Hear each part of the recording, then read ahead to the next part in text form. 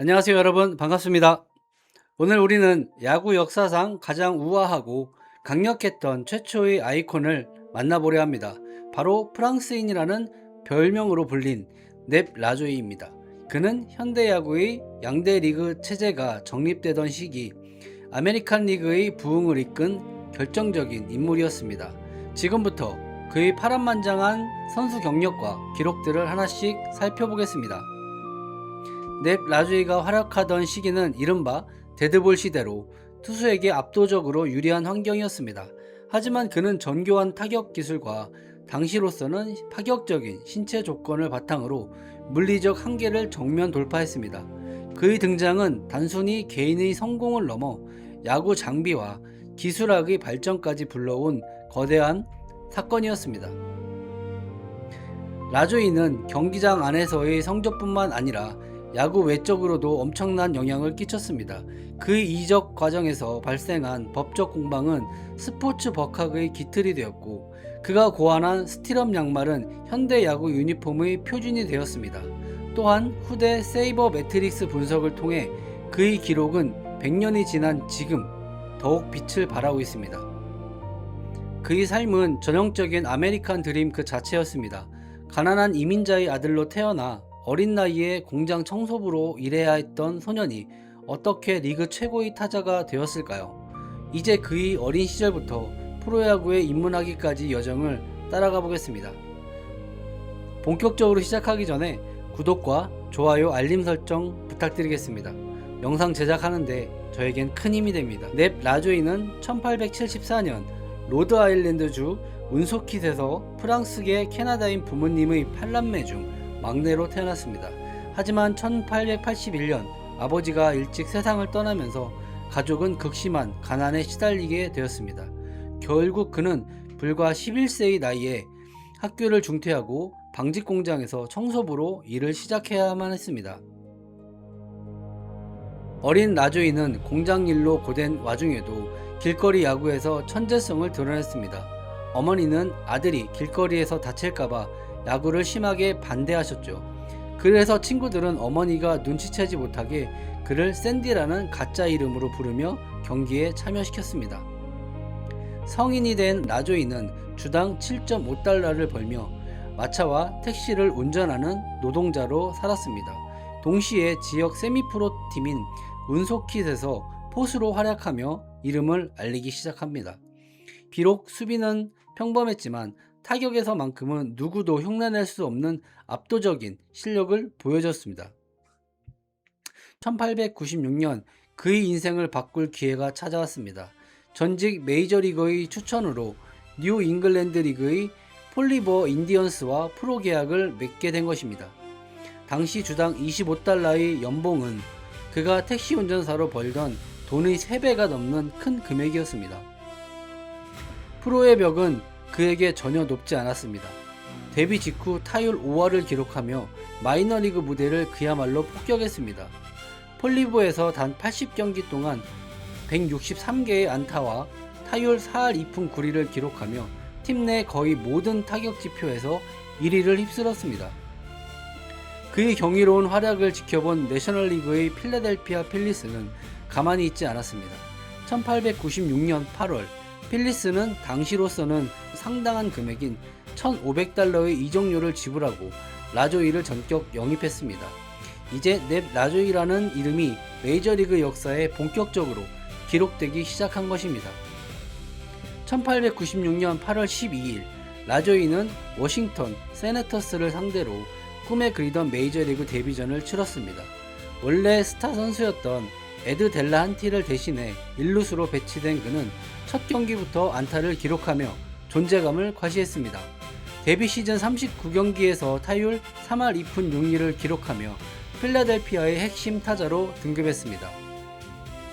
1898년 필리스 구단은 그의 넓은 수비 범위와 빠른 반사신경을 활용하기 위해 그를 이루수로 전향시켰습니다. 이 결정은 야구 역사를 바꾼 신의 한 수가 되었습니다. 라조이는 부드러운 핸들링과 정확한 송구로 내야를 완벽하게 통제하며 역대 최고의 이루수 중 한 명으로 거듭났습니다. 라조이의 힘은 상상을 초월했습니다.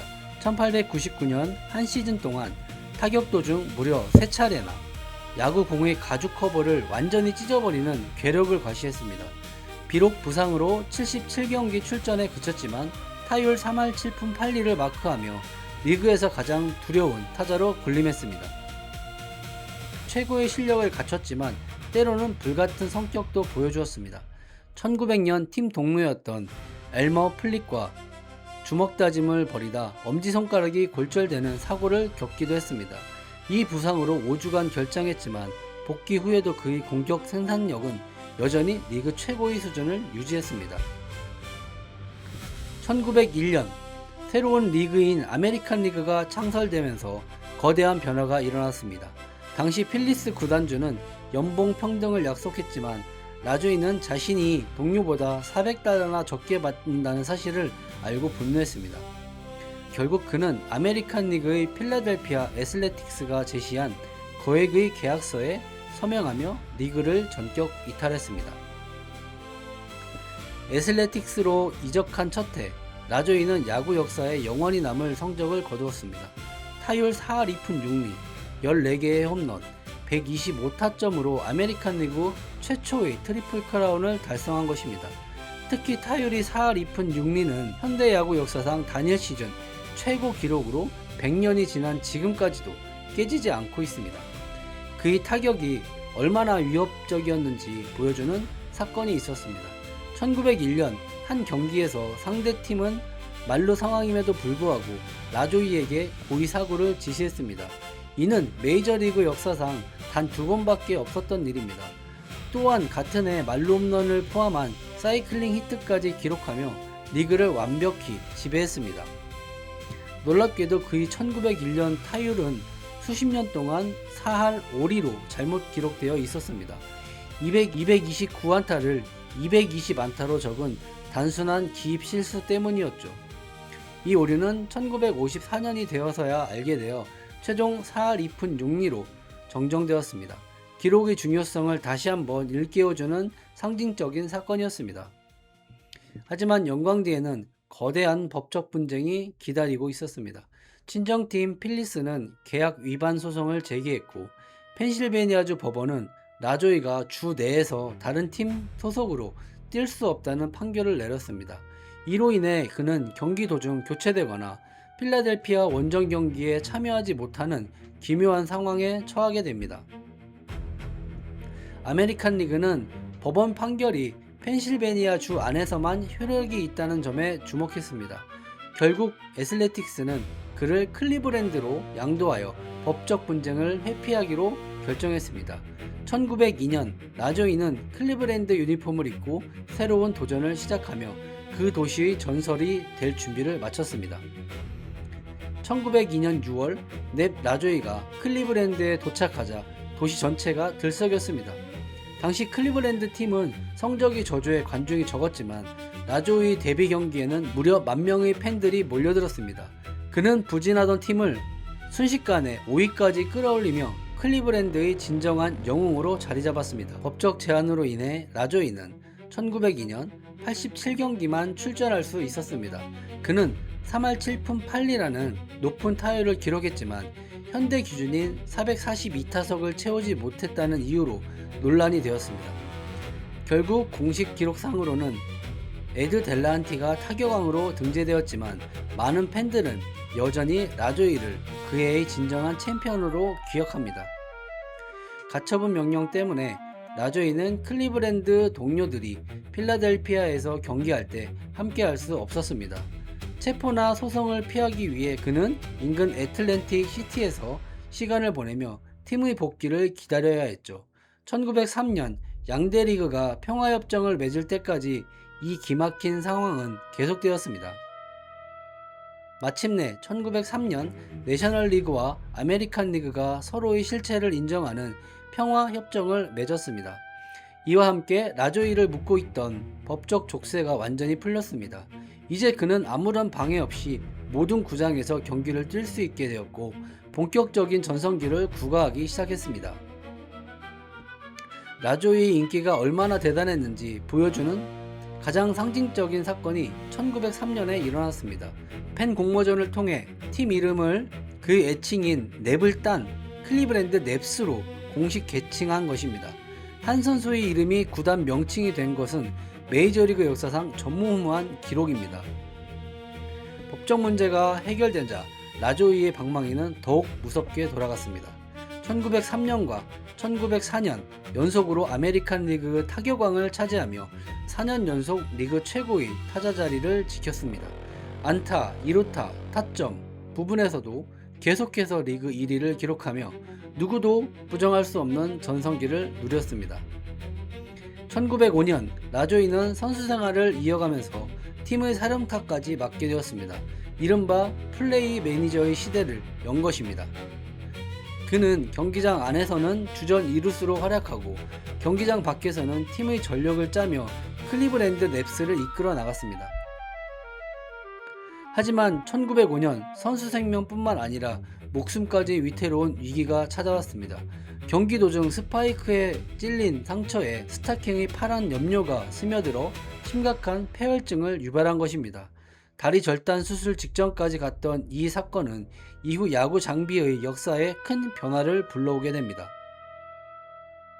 폐혈증을 겪은 후 라조이는 화학 염료가 없는 흰색 위생 양말을 먼저 신고 그 위에 팀 양말을 더 신었습니다. 하지만 발이 너무 꽉 끼는 문제가 발생하자 겉 양말의 발바닥 부분을 잘라내고 발목에 걸쳐 신는 스티럽 양말을 창안했습니다. 이것이 오늘날 전 세계 야구인들이 신는 스티럽 양말의 시작이었습니다. 감독으로서의 라조이는 부침이 있었습니다. 1908년에는 팀을 리그 2위까지 끌어올리며 선전했지만 우승과는 인연이 없었습니다. 특히 선수들에게 엄격하기보다 지나치게 관대했던 성격과 전술 전달의 미숙함 때문에 언론의 비판을 받기도 했습니다.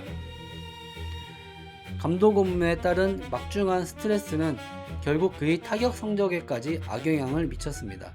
팀 성적이 하락하자 라조이는 1909년 시즌 도중 전격적으로 감독직을 사임했습니다. 그는 감독직 수락이 인생 최대의 실수였다고 말하며 다시 평범한 선수로 돌아가 배트를 고쳐잡았습니다. 감독의 짐을 내려놓자마자 라조이 방망이는 기다렸다는 듯이 다시 폭발했습니다. 1910년 그는 데뷔 때와 다름없는 정교함을 되찾으며 리그 최고의 타자로 복귀했습니다. 이는 야구 역사상 가장 논쟁적이고 뜨거웠던 자동차 경주라고 불리는 타격왕 대결의 서막이었습니다. 당시 자동차 제조사인 차머스 컴퍼니는 파격적인 프로모션을 내걸었습니다.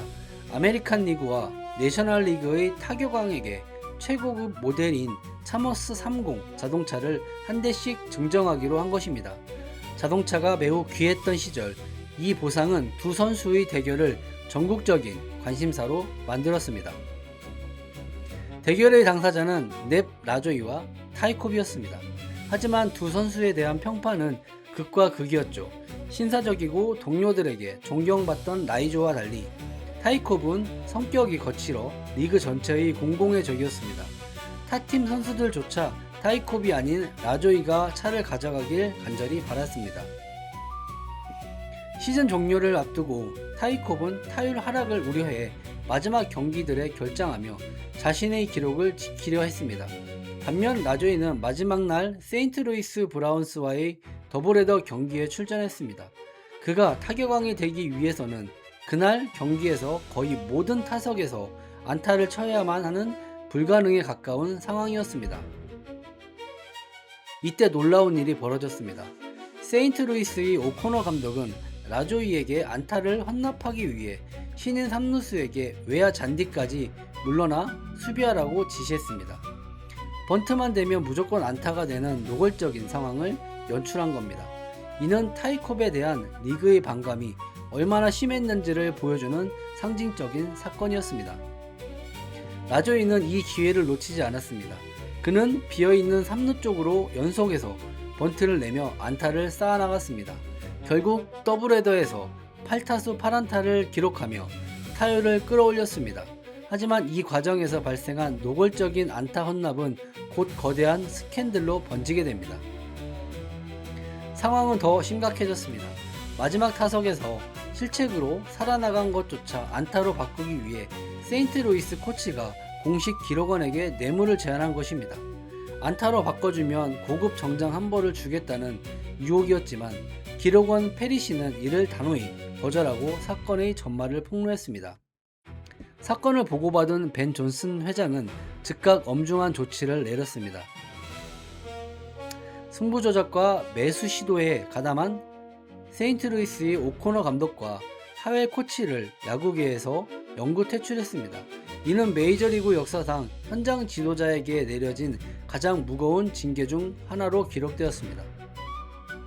존슨 회장은 공식적인 타율 계산 끝에 타이콥의 우승을 선언했습니다.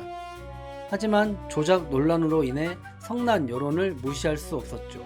결국 차머스 자동차 회사는 두 선수 모두에게 자동차를 한 대씩 지급하며 사건을 훈훈하게 마무리했습니다. 라조이는 처음엔 수령을 거절했지만 아내의 설득으로 차를 받았습니다. 그런데 이 사건은 70년이 지난 1981년에 충격적인 반전을 맞이합니다. 통계 전문가 피트 파머가 1910년 당시 타이콥의 경기 기록 중 한 경기가 2번 중복 계산되었다는 사실을 밝혀낸 것입니다. 그로 인해 존재하지 않는 2타수 2안타가 콥의 기록에 추가되어 있었다는 증거가 드러났습니다. 오류를 수정해 다시 계산한 결과 실제 1910년의 타격왕은 랩 라조이였습니다. 수정된 수치에 따르면 라조이가 3할 8푼 4리, 타이콥이 3할 8푼 3리로 라조이가 근소하게 앞서고 있었습니다. 비록 사무국은 공식 기록 정정을 거부했지만 현대야구 학계는 라조이를 실질적인 1910년 챔피언으로 인정하고 있습니다. 1914년 라조이는 또 하나의 기록을 세웠습니다. 메이저리그 역사상 단 3명만 도달했던 3000안타 고지를 밟은 것입니다. 이 기록은 그가 20년 넘게 리그 정상급 타자로 꾸준히 활약해 왔음을 증명하는 살아있는 증거였습니다. 하지만 세월의 무게는 비껴갈 수 없었습니다. 40세가 된 1914년 노안으로 인한 타격 부진과 감독과의 불화가 겹치며 그는 팀을 떠나게 됩니다. 13년 동안 자신의 이름이 불리던 클리브랜드를 떠나 그는 다시 고향 같은 친정팀 필라델피아 애슬레틱스로 돌아갔습니다. 라조이가 팀을 떠나자 클리브랜드 넵스는 더 이상 그 이름을 유지할 수 없었습니다. 구단은 새로운 이름을 공모했고 과거 클리브랜드에서 뛰었던 최초의 네이티브 아메리칸 선수 루이스 소칼렉시스를 기리는 의미로 인디언스를 선택했습니다. 비록 명칭 선정 과정에 인종차별적 요소가 있었다는 비판도 있지만 라조이의 빈자리를 채우려는 도시의 노력이 담긴 결정이었습니다. 1916년 8월 26일 라조이는 필라델피아의 유니폼을 입고 자신의 마지막 메이저리그 경기를 치렀습니다. 21시즌 동안 쌓아 올린 찬란한 성적을 뒤로하고 그는 정든 그라운드를 떠났습니다. 하지만 그의 야구 열정은 여기서 멈추지 않았고 마이너리그에서 새로운 역사를 쓰기 시작했습니다. 은퇴 이듬해인 1917년 42세의 라조이는 인터내셔널 리그의 토론토 팀에서 다시 한번 세상을 놀라게 했습니다. 151경기에 출전해 무려 3할 8푼의 타율로 리그 타격왕을 차지하며 노익장을 과시한 것입니다. 그의 천부적인 타격 재능은 나이가 들어서도 전혀 녹슬지 않았음을 몸소 증명해 보였습니다. 선수 생활을 완전히 마친 후에도 그는 야구 발전을 위해 힘썼습니다. 오하이오 펜실베니아 리그의 커미셔너를 역임하며 행정가로서 제2의 인생을 살았습니다. 또한 고무 타이어 판매, 금속 제조 회사 운영 등 다양한 비즈니스에 도전하며 성실한 삶을 이어갔습니다. 1936년 야구 역사상 최초의 명예전당 투표가 실시되었습니다. 라조이는 146표, 64.6%를 얻으며 당대 최고의 스타임을 입증했지만 아쉽게도 선정 기준인 75%를 넘지 못하고 6위에 머물렀습니다. 타이콥, 베이브루스 등 초대 5인방에 이은 다음 차례로 지목된 것입니다. 마침내 1937년 라조이는 압도적인 지지를 받으며 명예의 전당에 입성했습니다. 그는 전설적인 투수 사이영과 최고의 외야수 트리스 스피거를 제치고 당해 투표에서 전체 1위의 영예를 안았습니다. 이는 야구 전문가들이 그의 수비와 타격 가치를 완벽하게 인정한 결과였습니다. 1939년 6월 12일 뉴욕주 쿠퍼스타운에서 열린 역사적인 명예전당 개관식에 라조이도 참석했습니다. 그는 베이브루스, 타이콥, 사이영, 코니맥 등 당대 최고의 거인들과 어깨를 나란히 하며 사진의 중심을 장식했습니다. 야구 역사의 한 페이지가 완성되는 순간이었습니다. 라조이는 타격뿐만 아니라 수비에서도 독보적이었습니다. 이루수로서 리그 수비율 1위를 6번이나 차지했고 더블플레이 처리 능력도 역대 최고 수준이었습니다. 마치 과일을 따듯 우아하게 공을 잡는다는 평가를 받을 정도로 그의 수비는 무르르듯 유려했습니다. 그의 최종 기록은 경이로움 그 자체였습니다.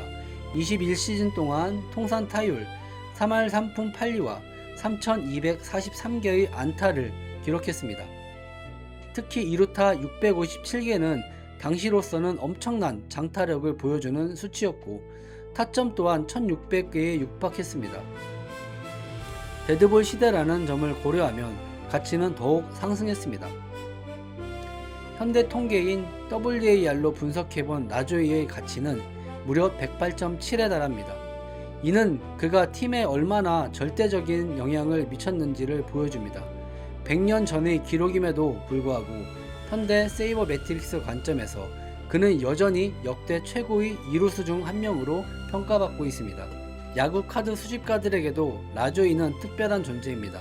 1933년 고디 야구 카드 세트에서 106번이었던 그의 카드는 누락되는 바람에 당시에는 구할 수가 없었습니다.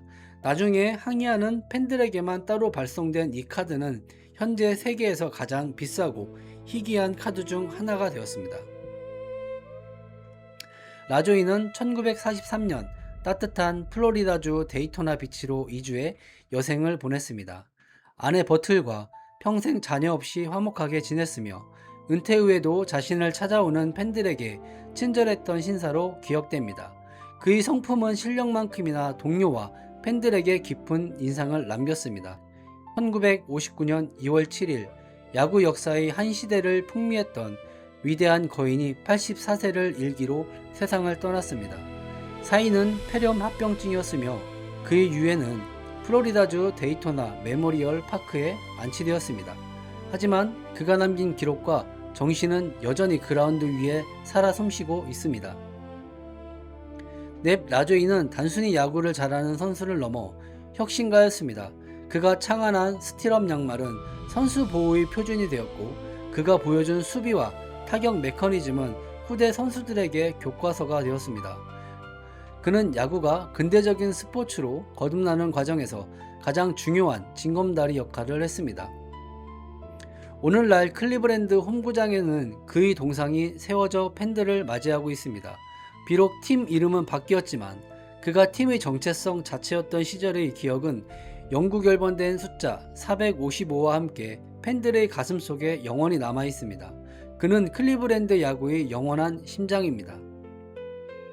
데드볼 시대의 물리적 한계를 뚫고 법적 족쇄와 부상을 이겨내며 한 팀의 이름이 되었던 사나이 넵 라조이의 기록은 단순한 숫자가 아니라 야구라는 스포츠가 가진 낭만과 역사를 상징합니다.